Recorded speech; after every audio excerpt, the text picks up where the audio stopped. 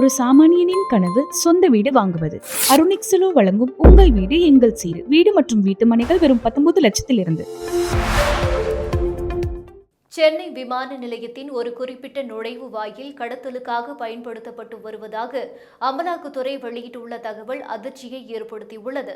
பல்லாவரத்தில் அமைந்துள்ள விமான நிலையத்தின் 9வது நுழைவு வாயில் விமான நிலைய பணியாளர்கள், உணவு ஒப்பந்ததாரர்கள், எரிபொருள் வழங்குவோர், தூய்மை பணியாளர்கள் மற்றும் ஒப்பந்த பணியாளர்கள் வந்து செல்ல பயன்படுத்தப்பட்டு வருகிறது.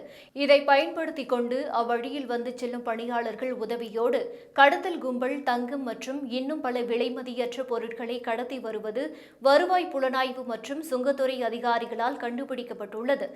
மேலும் கடந்த வாரம் துபாயிலிருந்து கடத்தி வரப்பட்ட 1.5 கோடி மதிப்புள்ள 2.2 கிலோ தங்கத்தை விமான நிலையத்திற்கு வெளியே கொண்டு செல்ல முயற்சித்த 2 ஊழியர்கள் கைது செய்யப்பட்டது குறிப்பிடத்தக்கது.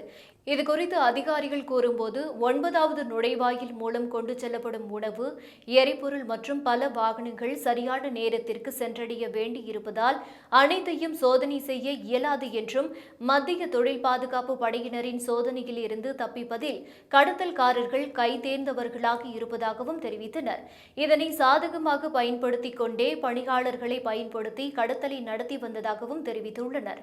எனவே இதை தடுப்பதற்காக கண்டெய்னர் ஸ்கேனர்களை பொருத்தி உடனடியாக ஆய்வு மேற்கொள்ள இருப்பதாகவும் அதற்கான நடவடிக்கைகள் எடுக்கப்பட்டு வருவதாகவும் தெரிவித்துள்ளனர்.